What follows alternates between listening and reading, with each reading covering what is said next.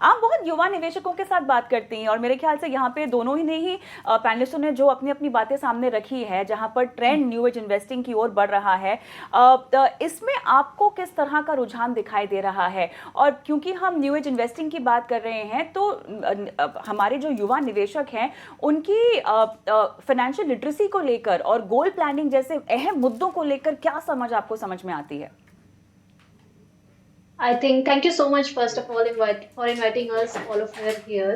और हाँ, मैं बहुत ही जो न्यू जनरेशन जिसे हम जेन जी कहते हैं उसके साथ ज़्यादा इंटरेक्ट करती हूँ सोशल मीडिया पर, बिकॉज़ वही एक जनरेशन है जो ऑलमोस्ट सारा ही इंफॉर्मेशन, चाहे उनकी हेल्थ का है, वेल्थ का है या एजुकेशन का है, स्किल्स का है, जॉब का है, वो सब सोशल मीडिया से कंज़्यूम कर रही होती है।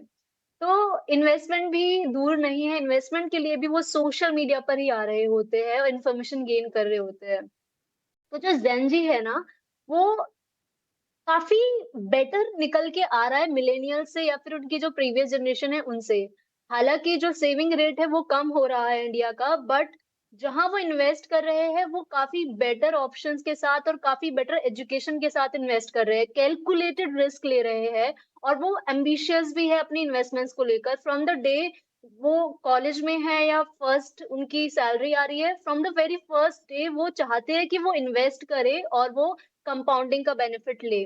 अब जो जेन ज़ी है वो मोस्टली कहाँ इन्वेस्ट कर रहा है, मोस्टली वो म्यूचुअल फंड जो इन्वेस्टर्स, एक डेटा आया था अभी कैम्स का, कि कैसे म्यूचुअल फंड इन्वेस्टर जो टोटल 1.6 करोड़ पिछले 5 साल में ऐड हुए, उनमें से 54% जेन ज़ी है, यानी 54% यंग पॉपुलेशन ने वहाँ पर इन्वेस्ट किया है। तो जेन ज़ी डाइवर्सिफिकेशन कह लो या एसेट एलोकेशन कह दो या फिर न्यू एज इन्वेस्टिंग, वो किसी को नहीं छोड़ना चाहते हैं। वो पूरा प्रॉपर अपना फाइनेंशियल प्लान करके, गोल बेस्ड प्लानिंग करके तब इन्वेस्टमेंट्स कर रहे हैं। हाँ, वो इन्फॉर्मेशन ऑलमोस्ट सब चीज़ों की रख रहे हैं, लेकिन उनको डीप अंडरस्टैंडिंग शायद अभी नहीं है, बिकॉज़ इतना टाइम उन्होंने मार्केट को दिया नहीं है।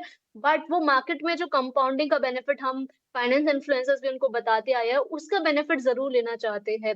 इसी वजह से जब क्रिप्टो का बूम आया था 2020 के बाद में, एनएफटी का बूम आया था या स्टार्टअप कल्चर, आईपीओ, आप किसी भी फाइनेंशियल प्रोडक्ट का ले लो, ऐसा कोई फाइनेंशियल प्रोडक्ट नहीं है जिसमें इंटरेस्ट ना दिखाया हो जेन ज़ी ने।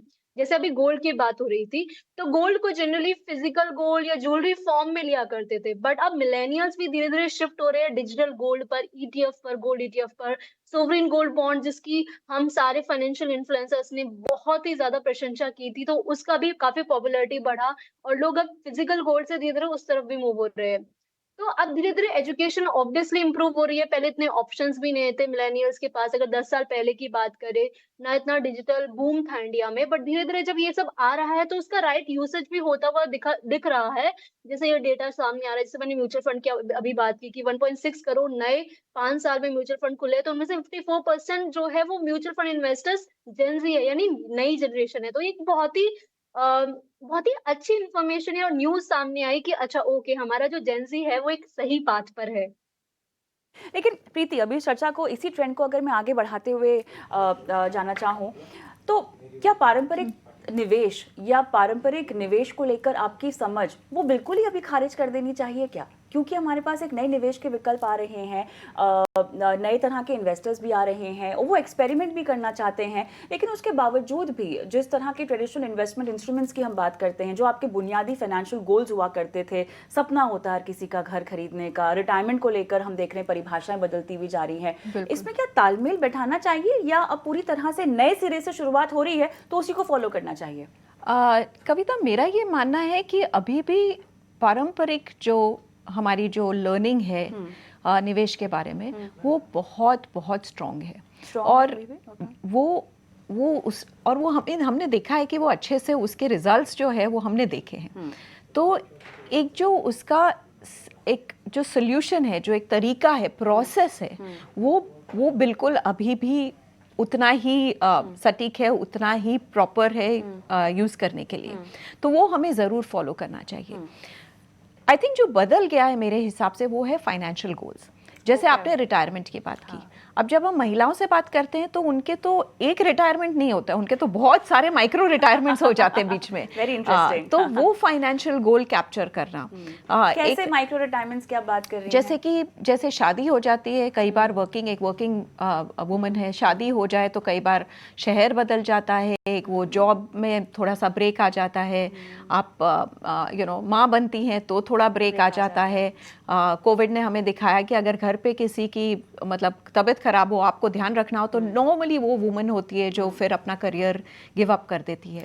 तो इस तरीके से हमारी लाइफ में काफ़ी माइक्रो रुकावटें आती हैं, सबैटिकल्स आने लगे, रिटायरमेंट्स आने लग गई हैं। और ऑल्सो आई थिंक जैसे नेहा ने कहा, जो जेन ज़ी है उनके लिए वो retirements even come in the form कि अच्छा मुझे पढ़ाई और करनी है, या मुझे 2 साल का ब्रेक लेना है, मुझे कुछ और ट्राई करना है। तो ये सारे फाइनेंशियल गोल्स चेंज हो गए। घर खरीदना, आप जेन ज़ी से पूछिए, किसी का गोल नहीं है घर खरीदने का, क्योंकि हर कोई चाहता है कि हम रेंट कर लेंगे। और एक्चुअली फाइनेंशियली सैवी डिसीजन होता है वो, क्योंकि अगर हम एक जगह नहीं रहे, अभी हमारा डिसीजन नहीं है, और अगर हमें रेंट पे करना एक EMI पे करने से चीपर है, तो वो एक why not. So I think goals बहुत बदल गए हैं, और उस हिसाब से जो पुराने जो हमारा जो प्रोसेस है, जो मतलब काफ़ी सालों से चलता आ रहा है, उसको फॉलो करते हुए नए गोल्स को आप ऐड करें, तो आपका फाइनेंशियल प्लानिंग अभी भी एकदम 100% परफेक्ट हो जाता है। मेरे ख्याल से अजीत इसके बहुत बड़े एग्जाम्पल हमारे साथ, उदाहरण हमारे साथ जुड़े हुए हैं। अजीत, कैसे आप कहेंगे कि जो नए गोल्स को लेके परिभाषा बदल रही है, उसमें न्यू एज इन्वेस्टमेंट फिट बैठती है? देखिए, ऐसे है कि जो पुराने विकल्प हो या नए विकल्प हो, जो risk, return, liquidity, lock in, ये जो फैक्टर्स होते हैं, ये हर एक में आप स्टडी कर सकते हैं। यदि आप पूर्ण रूप से स्पेक्युलेटिव हैं, यानी कि आप चाहे लार्ज कैप खरीद रहे हैं स्टॉक मार्केट में, या कोई आप NFT खरीद रहे हैं और आपको पता नहीं है कि इसके अंडरलाइंग फैक्टर्स क्या है, तो बेसिकली आप गैम्बलर या स्पेक्युलेटर हैं। मुझे लगता है कि जब मैं CEO था इंडिया के लार्जेस्ट क्रिप्टो करेंसी एक्सचेंज का, जब मैं आपसे बात भी करता था 2018, 19, 20 में, उस समय मैंने एक बहुत ही सरप्राइजिंग चीज ये देखी थी कि हमारे जो यंग कस्टमर्स है, यंग यानी कि लेट अस से 21 टू 30 के एज में, उनमें से कई ऐसे कस्टमर्स थे जिनके पास म्यूचुअल फंड और स्टॉक नहीं था, और उनकी पहली इन्वेस्टमेंट क्रिप्टो करेंसी में थी। तो इसलिए उनकी जो एसेट क्लास की समझ थी वो क्रिप्टो करेंसी से हुई। तो उसके बाद उनको और किसी एसेट क्लास में स्वाद नहीं आया, क्योंकि लॉस दोनों जगह हो जाते हैं, चाहे दूसरे एसेट क्लासेस में कम हो, लेकिन जब प्रॉफिट होता है तो बहुत कम होता है। तो मैं ये समझता हूं कि हमारे जो आज के नए इन्वेस्टर्स हैं, बाय नए investors I don't necessarily mean के जो यंग इन्वेस्टर्स हैं, बट जो रिस्क एसेट्स में पहली बार आ रहे हैं, उनके लिए जो रिटर्न एक्सपेक्टेशंस है वो ज्यादा बढ़ गई हैं, शायद उनके लाइफस्टाइल की वजह से, शायद न्यू एसेट क्लासेस की वजह से। और इसी कारण से जो ग्लोबल इन्वेस्टिंग है, यानी कि इंडिया में बैठ के आप फॉरेन कंट्रीज के या US स्टॉक में इन्वेस्ट कीजिए या क्रिप्टो करेंसीज में इन्वेस्ट कीजिए, ये बहुत पॉपुलर होते जा रहा है। में कदम उठाने को लेकर आपको वो जिगरा, मैं फिल्म प्रमोट नहीं कर रही हूँ, लेकिन वो जिगर कहाँ से आया आपने? वो हिम्मत कहाँ से आई, वो कन्विक्शन कहाँ से आया, बताइए। 2014 में जब मैंने सबसे पहले बिटकॉइन के बारे में सुना, तो मैंने देखा इसकी कीमतें तो बहुत बढ़ गई, शायद मैं बहुत लेट हो गया हूं। अभी 2014 तो बहुत लेट हो गया बिटकॉइन खरीदने के लिए। और उसके ऊपर से मुझे समझ नहीं आया कि बिटकॉइन ये चीज क्या होती है, बड़ी बेतुकी सी चीज लग रही थी। 2 साल मैंने इसे स्टडी किया, कोर्सेज किए उस पर, US यूनिवर्सिटी से कोर्सेज किए। उसके बाद 2016 में, सितंबर 2016 में मैंने 1000 रुपए का जो बिटकॉइन का एक फ्रैक्शन मिलता है वो खरीदा, और उसके बाद से I have never look back.